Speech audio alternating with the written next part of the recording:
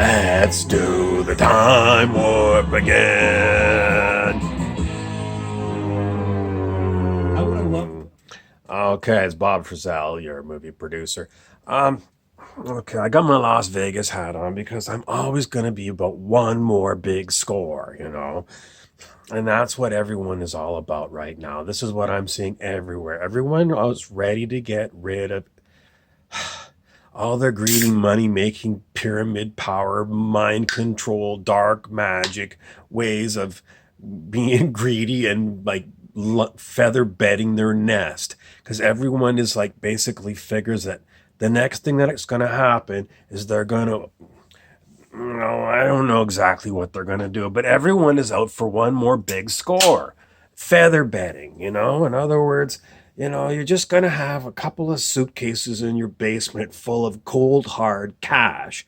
And maybe you'll have like, I don't know, a variety of currencies, a good variety of currencies in case one country goes down the toilet, then you've got a bunch of other ones. And then you got to have like a safe. I don't know how you're going to get it around though, because gold bars are heavy. If you carry rubies and diamonds, that's pretty good because they're not heavy. But then you got to convince somebody, that they're real and they're not just glass or paste. So you got to have gemologists, and then who's going to believe them? Like, oh, I certify this is a real ruby. It's like you can go on Amazon and buy rubies for like $12 for like 12 rubies. They're super cheap.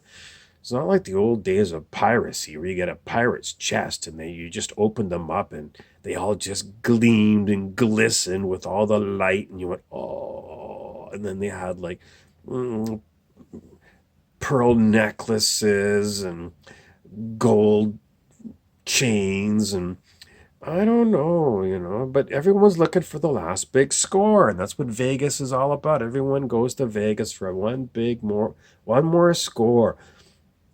Okay, so how's this all supposed to work out in the reality game? I haven't talked about the reality game, and I bet you it's been a year. Okay, the idea is that some people like Elon Musk say we're living in a computer simulation. This is a virtual reality. It's not real. Okay, well, I'm going to let that pass. I mean, we've already punted that one around and, it's a dead horse. I mean, it could still be, but we talked about it already in this channel. I want to move along. So, what was the other thing I was just talking about? Oh my God. Oh, no one understands. Well, one more big score. Okay, so if it's not virtual reality and we're living on, a real planet, a globe, and it's floating around in space, and I'm not going to talk about extraterrestrials if they're here or not. I'm not going to talk about my spaceship, whether it's real or not. I'm going to talk about big scores. And then, there's like the latest thing that came out was this Bitcoin operator out of New Brunswick, Canada. Well, he was really young. I think he was like 38, and he had everything in his head. He never expected to kick the bucket. He kicked the bucket, and his wife freaked out because everybody started launching lawsuits against her because they said, we want our Bitcoin. And the problem was the guy, he was the head of that Bitcoin company, he had all the password memorized in his head, and then he died, and then he's had all this paperwork, stacks and stacks of printouts that they're going to have to go through and see if they can go and figure out if any of this stuff is password. And then, they've taken his computers to some retired RCMP guy who was into, breaking into people's computers. So, but this is the problem with Bitcoin is it's electronic, and it's either going to get hacked, or somebody's going to forget the passwords, or somebody's going to go in and hack the passwords, and then you can't get in. Do you really trust?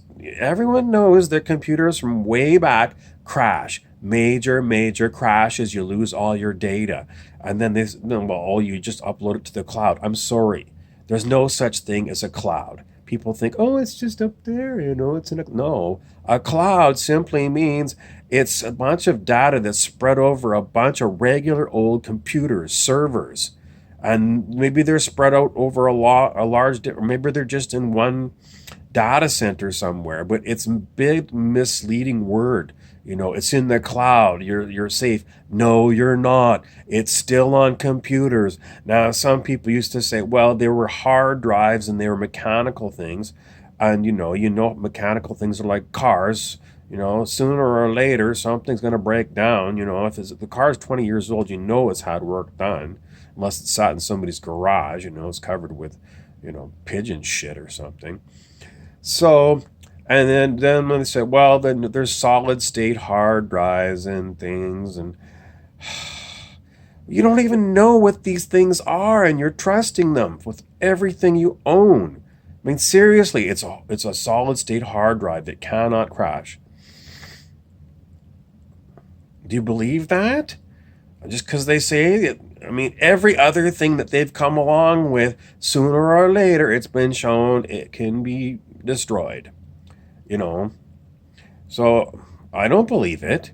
So you got to have all of your stuff in a whole pile of different areas, different assets. But you can't even trust real estate because you look at the Russian Revolution. There was one guy in, I think it was a Frederick Forsyth thriller, and he was the scion of a Russian aristocratic family. Scion means he was basically the heir apparent. And the Russian Revolution came, and the vast tracts of land, they were all these land certificates that he was holding in a safety deposit box in Switzerland, Swiss bank.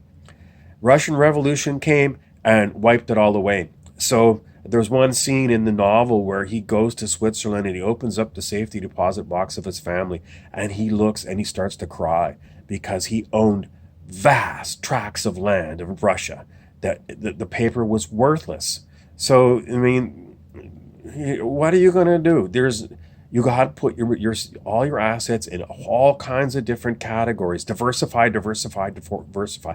Get it off planet. If you can get it off to, I'm not going to talk about where you can put it. I already talked about it in a different video about the jump room that goes from El Segundo, California, and you walk through that jump room and it takes you to the Mars colony. It was the Schwarzenegger movie, Total Recall. Anyway, I mean, what are you going to do? Bury it in your backyard? I mean, people have had those little metal detectors that they use on the beach. That's been around for years. And the satellites are infrared and they're watching every little corner on planet Earth. So, I mean, if you're going to go for your last big score before I, I don't know what they're going to do, but everyone wants one more big score. So, I mean, people are like spiritual teachers, right? And what are they talking about that's spiritual? Nothing. I don't get nothing. It's like T. Harv Eker, who taught the millionaire mind scenario. Like you get the millionaire, you get the, I don't know what the hell he was really talking about. It was a bunch of marketing hype. You go to this first seminar, he comes to town, and everyone gets these tickets, and oh, you got free tickets to see T. Harv Eker, and you go, and then he wants you to go somewhere else, and then you got to pay. So, who's making the money? It's T. Harv Eker's Las Vegas last big score for T. Harv Eker and friends. You know, so, and then he goes off, oh, this is a spiritual teaching, otherwise you've got poverty consciousness. I've talked about this previously.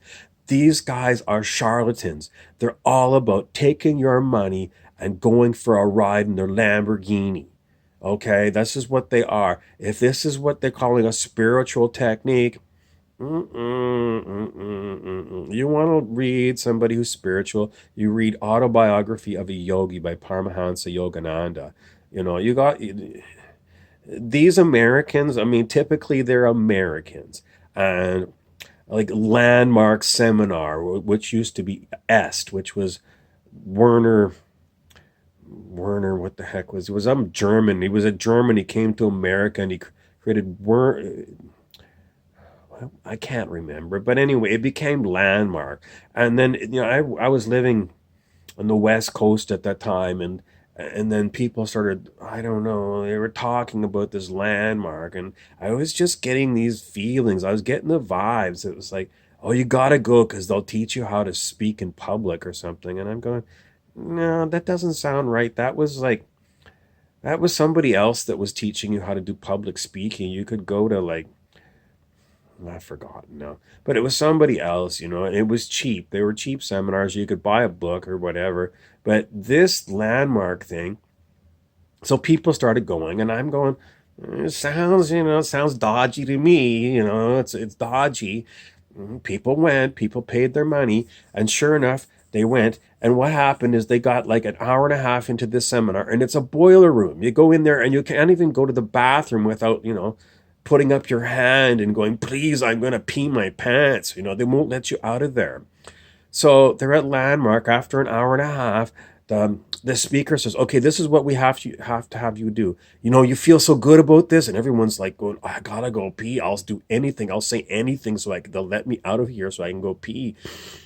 And they said, well, we want you to take a break. And what we need you to do is call 5 of your closest friends and get them hooked, get them involved in Landmark while you still know what it is, while you're still hot. And before you can come back in the auditorium, you got to make 5 calls and you got to make connections. So keep phoning people till you get 5. And I want to see the 5 names and numbers, and then we're going to follow up on these people. So we have to turn these in. I mean, this was boiler room. This is unbelievable. This is Landmark. This is American shysterism, hucksterism.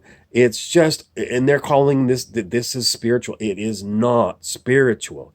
This is basically selling people a bill of goods over and over again so you can be in Las Vegas and make one more big score. It's like what, you know, in the old movies about, you know, the people that would rob the trains, right? The great train robberies. It's like, we got to make one more big score and then we can retire for life. Well, it doesn't happen because even if they make the score, they rob the train, they get all the gold, they get all the cash, they divvy it up amongst everybody. Well, 2 years later, they drank it all away, or they gave it all away to hookers, you know, or I mean, everyone knows that the more money you got, the faster you spend it. So you can't put it in the bank and live on it. That's what people say. You just make a big score, you buy an annuity, and then you get cash for life. You set up cash for life, you get a check every month. People don't do that. They don't do that. You know, and if they do that, then what happens is that they go like, somebody comes along, a shyster, and says, it's fine, it's fine. Just sign away your annuity to me, and then we'll do this deal, and I'll give you my castle in Bavaria. One more big deal. I'm Bob Frizzell.